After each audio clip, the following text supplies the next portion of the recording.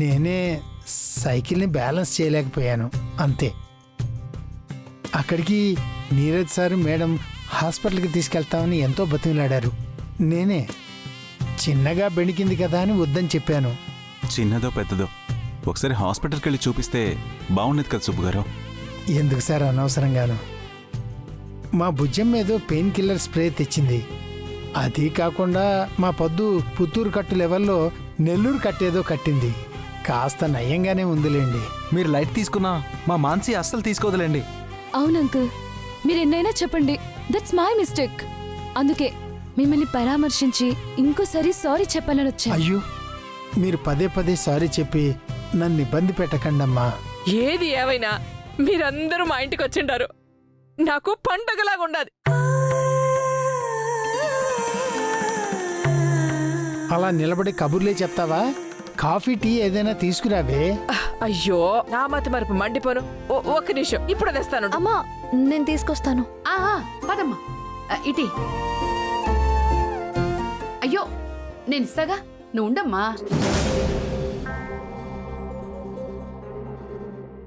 ఫోన్లో పరామర్శిస్తే పోయేదానికి ఇలా మీరందరూ టైం తీసుకుని మరీ ఇక్కడికి రావటం, అది నాలాంటి సామాన్యుడి కోసమంటే నిజంగా మీ గొప్పతనానికి నిదర్శనం మేడం. ఇందులో గొప్పతనం ఏముందండి? సామాన్యుడా గొప్పవాడా అనేదానికన్నా సాటి మనిషి పట్ల మానవత్వం చూపించటం ముఖ్యం. అయినా మీరు మాకెంతో కావలసిన వాళ్ళు. పైగా కాబోయే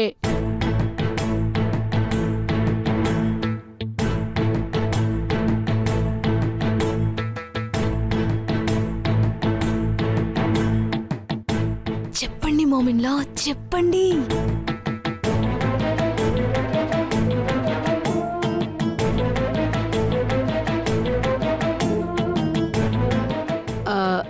అదే రాబోయే రోజుల్లో ఇంకా ఇంకా దగ్గరవుతాం కదా అని నా ఉద్దేశం.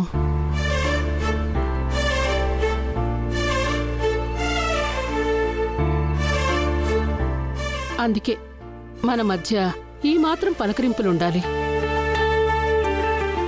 ఇలా కాదు, టాపిక్ లీడ్ నేనే ఇస్తాను. మోమిన్లా, ఎంతసేపు ఆ కబుర్లేనా? అసలు విషయానికి రండి. మాన్సి, నువ్వు ఉండు నీరజ్. అంకుల్, నువ్వు ఉండు మాన్సి, నేను మాట్లాడుతున్నాను కదా.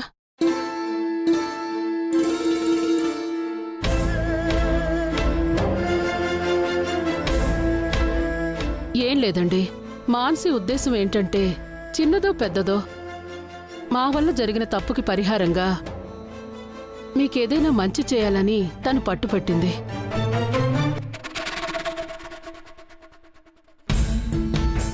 ఏం చేస్తే మంచి అవుతుందోనని ఆలోచిస్తే ఫస్ట్ అనూయే గుర్తొచ్చింది.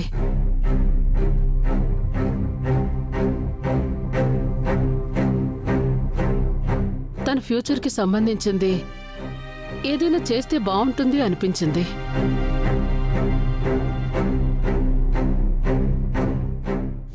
అంటే సెటిల్ అవడం కావచ్చు, లేదా అంతకన్నా మంచి ఫ్యూచరు లైక్ పెళ్ళి. అమ్మా, అను భవిష్యత్తుని నేను ఆల్రెడీ ఆర్య సార్ చేతిలో పెట్టేశాను మేడం.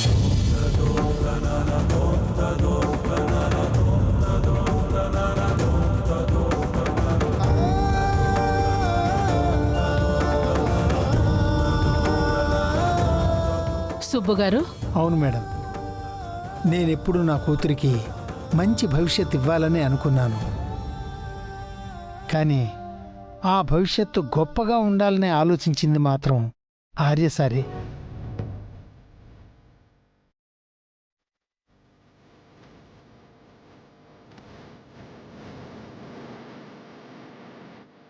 నా కూతురు ఏదైనా సాధిస్తుందని మాత్రమే నేను నమ్మాను. కానీ ఆ నమ్మకానికి అండగా నిలబడి దాన్ని నిజమని నిరూపించింది ఆర్యసారే.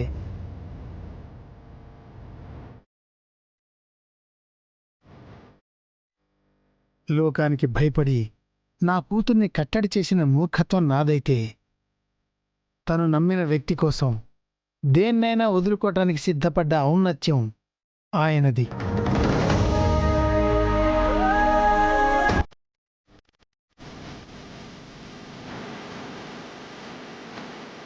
అలాంటి ఆర్యసార్ కాక ఇంకా అనుభవిష్యత్తు గురించి మంచి నిర్ణయాలు ఎవరు తీసుకుంటారు చెప్పండి?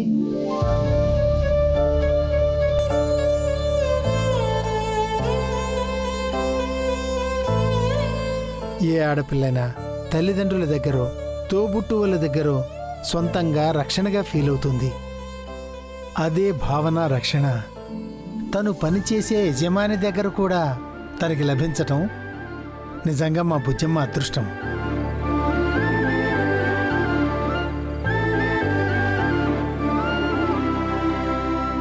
అవును మేడం గారు, మా అమ్మి గురించి ఆర్య సార్ ఆలోచించినట్టు మేం కూడా ఆలోచించము. అంత గొప్ప మనసు ఆయనది.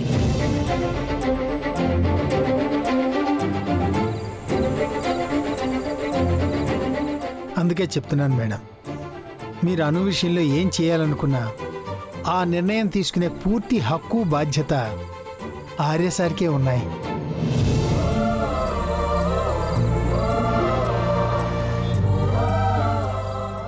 ఆయన మీద మాకు పూర్తి నమ్మకం ఉంది.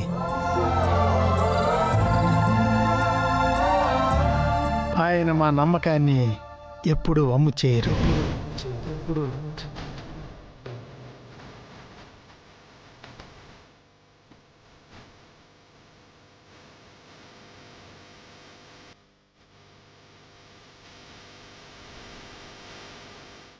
మీకు ఆ నమ్మకం ఉంది అంటున్నారు కాబట్టి నేనొక విషయం. అమ్మా,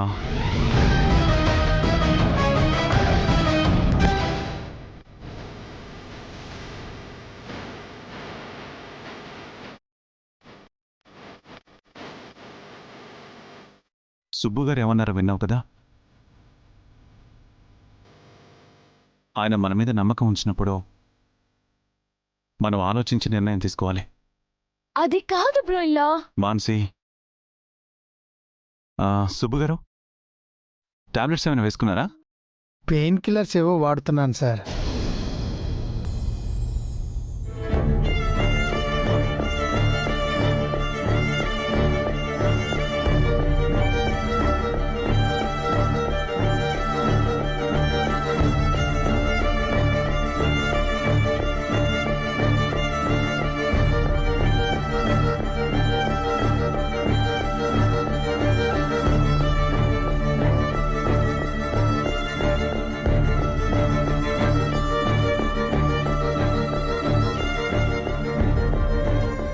అమ్మయ్యా, అనుకున్న ప్రమాదం తప్పిపోయింది.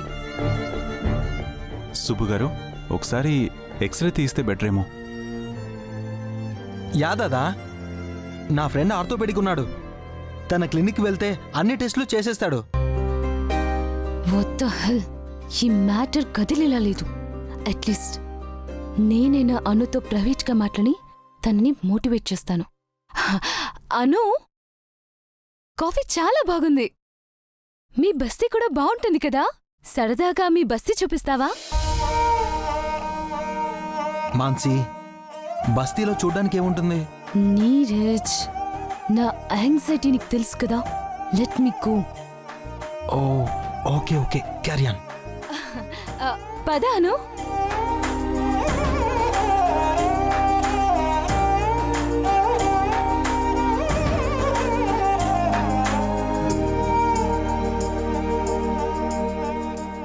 వీళ్ళిద్దరూ బయటికెళ్ళి ఏం రాజకీయాలు చేస్తారో ఏంటో.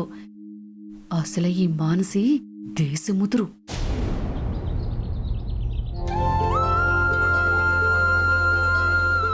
ఈ బస్తీలో చూడ్డానికి ఏముండదు మేడం. ఆ దగ్గరలో గుడి ఉంది, చూస్తారా? అలా అంటావేంటాను? నువ్వు బ్రోయిన్లాకి పర్ఫెక్ట్ పేరు తెలుసా? ఇలాంటి అండర్స్టాండింగ్ నేచర్ ఉన్న అమ్మాయి లైఫ్ పార్ట్నర్ గా దొరకడం కంటే ఇంకేం కావాలి చెప్పు? Thank you so much madam. ఇంకా మేడం ఏంటి? Call me Mansi are sister అని పిలువు. అయ్యోయ్యో, నేను పేరు పెట్టి పిలవడం ఏంటి మేడం? నాకంత అర్హత లేదు. మీ పెద్ద మనసుతో నన్ను మీ ఫ్యామిలీలోకి యాక్సెప్ట్ చేశారు. నాకు అదే చాలా పెద్ద వరం. మీరు చనువిచ్చారు కదా అని నా హద్దులు మర్చిపోవడం తప్పవుతుంది మేడం. మాన్సి మేడం ఎప్పటికీ మాన్సి మేడమే, అంతే.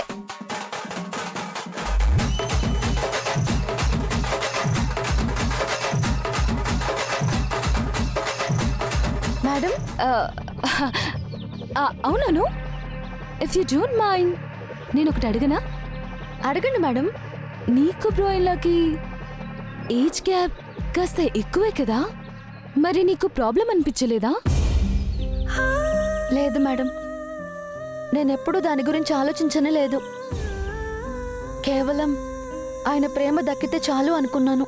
అనుకున్నట్టే ఆయన ప్రేమతో పాటు మీ అందరి అభిమానం కూడా నాకు దక్కింది. దానికి బదులుగా మీ అందరికీ సేవ చేసుకుని రుణం తీర్చుకోవడం తప్ప వేరే ఏం చేయలేను మేడం.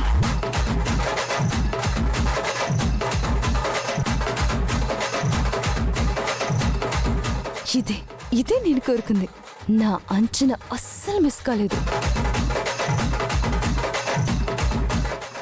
ఏం ఆలోచిస్తున్నారు మేడం? ఏమీ లేదను. నీకు తెలుసా, రోయిన్లా కొంచెం చనువిచ్చినందుకే ఒక మహాతల్లి ఇంటి పెత్తనమంతా తనదే అయినట్టు మమ్మల్ని రూల్ చేసినట్టుగా బిహేవ్ చేసేది. అదే నువ్వు చూడు, ఎంత ఒబీడియంట్గా, ఎంత పేషెన్స్తో ఉన్నావో. అందుకే you are the best, perfect pair for రోయిన్లా. అదే తనయ్యుంటే డిఫెక్ట్ పేరు అయ్యేది. మీరు ఎవరి గురించి మాట్లాడుతున్నారు మేడం? ఉందిలే ఓ సూర్పునక్క, మిస్ మీరా అని. తన గురించి నీకు తెలుసుగా. నువ్వు బ్రోయిన్లకి దగ్గరయ్యావనే కదా నీ మీద చీప్ పాలిటిక్స్ అన్ని ప్లే చేసింది. పోనీలేండి మేడం, వదిలేయండి. తన గురించి మనకెందుకు? So sweet of you. నువ్వేమో ఇలా అంటున్నావు, కానీ ఆవిడేమో మీ ఇద్దరి సంగతి తెలిసినప్పటి నుంచి లాక్కోలేక పీక్కోలేక రూమ్ లో లాక్ అయ్యి కుల్లి కుల్లి ఏడుస్తుంది. సర్లే, అలాంటి వాళ్ళ గురించి ఎంత తక్కువ మాట్లాడుకుంటే అంత మంచిది. నువ్వు మాత్రం ఎప్పటికీ ఇలానే ఉండాలి అను. అదే నా కోరిక. పరిస్థితులను బట్టి, పరిసరాలని బట్టి మారిపోవడం నాకు చేత కాదు మేడం. అమ్మా నాన్న ఎప్పుడు మనం వచ్చిన గతాన్ని మర్చిపోయి ప్రవర్తిస్తే మనం మనుషులమే కాదు అని చెప్తూ ఉంటారు. అందుకే ఈ అను ఎప్పటికీ అనులాగే ఉంటుంది. That's so cool. ఈ రోజు నుంచి మనం మంచి ఫ్రెండ్స్. నా నుంచి నీకు ఎలాంటి హెల్ప్ కావాలన్నా ఆలోచించకుండా అడుగు. అలాగే బ్రోయిన్ల విషయంలో కూడా నీకు ఎలాంటి సపోర్ట్ కావాలన్నా I'm always ready. Thank you so much madam. నాకు మీ ఎఫెక్షన్ చాలు. డోంట్ బీ ఫార్మల్ను. నా నంబర్ తీసుకో. నీకు ఏ అవసరం వచ్చినా కాల్ చేయి. నీకు అందరికంటే పెద్ద సపోర్ట్ నేనే అవుతాను. ఎందుకంటే ఇంట్లో అందరూ నా మాట వింటారు. సో ఏ పనైనా చిటికలో జరిపించేస్తాను. సరేనా? సరే మేడం. అయ్యయ్యో, ఇంపార్టెంట్ విషయం మర్చిపోయాను. ఏంటి మేడం? Welcome to Vardha family.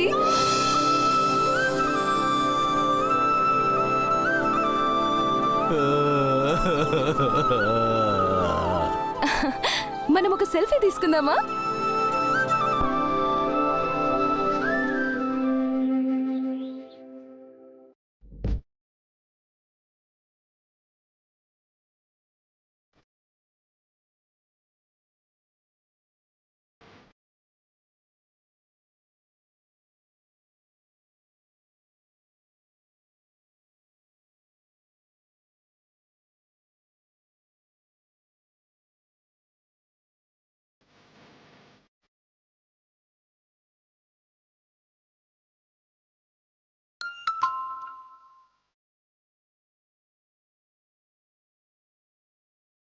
Mansi ma'am నుంచి మెసేజా?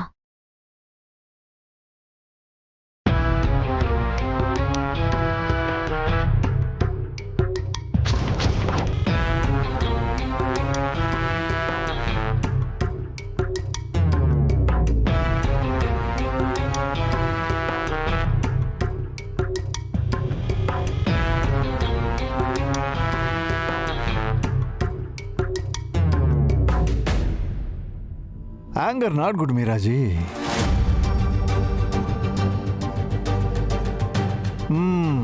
మీ ఇరిటేషన్ పూర్తిగా తగ్గినట్లేదు. ఎలా తగ్గుతుంది జండే? చూడండి. ఓ గోల చేస్తుంటే ఎలా తగ్గుతుంది? పదే పదే నన్నెందుకు టార్గెట్ చేయాలి? నాకు అసలు అర్థం కాక అడుగుతాను. అను దగ్గరికి వెళ్ళడం కలవడం అంతా ఓకే, తనతో పిక్ తీసుకొని నాకెందుకు పంపడం జండేజీ? యా, నేను కూడా అబ్జర్వ్ చేస్తున్నాను. మాన్సీజీ మీ విషయంలో కాస్త ఎక్కువగానే కాన్సన్ట్రేట్ చేస్తున్నారు. అట్ ది సేమ్ టైం అను విషయంలో ఓవర్ ఎగ్జైట్మెంట్ చూపిస్తున్నారు. ఎందుకో మరి? ఎందుకేంటి జండేజీ? ఎక్కడ నేను ఆర్య సార్ని పెళ్లి చేసుకుంటాను అనే భయం. నేను ఆ ఇంటి కోడలుగా వెళ్తే తన ఆటలు అక్కడ సాగవు అని వాంటెడ్గా ఫ్యామిలీ అందర్నీ అను సైడ్కి డైవర్ట్ చేస్తూ వచ్చింది. But this is too much. Is it? Of course జండేజీ. పాపం మాన్సీ మ్యామ్ అనుని చాలా తక్కువ అంచనా వేస్తుంది. ఇన్ని ఇయర్స్గా ఆర్య సార్ పక్కన ఉన్న నా స్థానాన్ని నాకే తెలియకుండా ఆక్రమించేసింది. అలాంటిది ఈ మాన్సీ మ్యామ్ ఒక లెక్క. చూస్తూ ఉండండి, ఏదో ఒకరోజు అమ్మో అనవసరంగా అనుని తెచ్చిపెట్టుకుని నా కుంపటి నేనే పెట్టుకున్నాను అని ఏడుస్తుంది. అప్పుడిస్తాను. నేను మాన్సీ మేడంకి కరెక్ట్గా ఆన్సర్ ఇస్తాను. తిక్క కుదిరిందా అని. నవ్వుతున్నారేంటి జండేజీ? ఏం లేదు మీరాజీ, లేడీస్ చాలా టఫ్ అని తెలుసు, బట్ మరీ ఇంత టఫ్గా ఉంటారని ఇప్పుడిప్పుడే అర్థమవుతుంది. ఆడవాళ్ళు చేసే పనుల వెనక వాళ్ళ ఆలోచనలు ఏముంటాయో ఎవరికీ అర్థం కాదు. కానీ ఎవరి వేలో వాళ్ళు కరెక్ట్ అనుకుంటారు. థ్యాంక్ గాడ్ ఈ ఆడవాళ్ళ జంజాటంలో పడకపోవడం అంతా ఉత్తమోత్తమమైన పని ఇంకొకటి లేదు మీరాజీ. I am safe.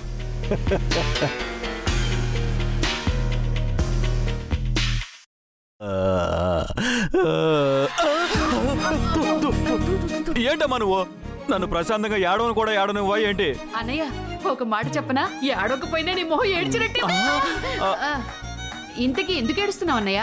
ఆ మాన్సీ అనులను చూస్తుంటే గొండమ్మ కథ సినిమాలో సావిత్రి జమునల తోడికోడళ్ళ హిట్ స్టోరీని రిపీట్ చేసేలా ఉన్నారమ్మా. ఓస్, ఇదేం చూసావన్నయ్య? లోపల ఆ రెండు ఫ్యామిలీల మధ్య అన్యోన్యత, ఆప్యాయత, అనురాగాలను చూస్తే కలిసుంటే కలదు సుఖం అనే సినిమాని మళ్ళీ రిపీట్ చేసేలా ఉన్నారన్నయ్య.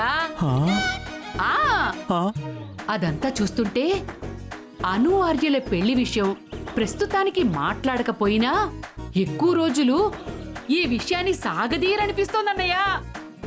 ఏదో ఒక రోజు సుబ్బు పద్దులకు ఈ విషయం తెలియడం ఖాయం. వాళ్ళ ప్రేమాభిమానాలకు వీళ్ళు పొంగిపోవటం ఖాయం. అను ఆర్యల పెళ్లి జరిగిపోవటం ఖాయం. అదే జరిగితే ఇంత పాకులాడి ఏ లాభం అన్నయ్యా? వాళ్ళు పెళ్లి దాకా వెళితే నేను చూస్తూ ఊరుకుంటాననుకున్నావా రజని? ఏం చేస్తావు? వాళ్ళ విందు భోజనాల్లో విస్తరెత్తుతావా? కాదు, నా దగ్గరున్న ఫొటోస్తో వాళ్ళ పరువు మర్యాదల్ని కుక్కలు చింపిన విస్తరాకులా చేస్తా. పోయినసారి ఇలాగే అన్నావు. ఏమైంది? ఆర్యవర్ధన్ పబ్లిసిటీని యూజ్ చేసుకుంటాను అన్నావు. ఈసారి ఇవి చూపిస్తే ప్రీ వెడ్డింగ్ షూట్ అని ప్రెజెంట్ చేసుకుంటాను అంటాడు. అంతే. పిచ్చి రజని.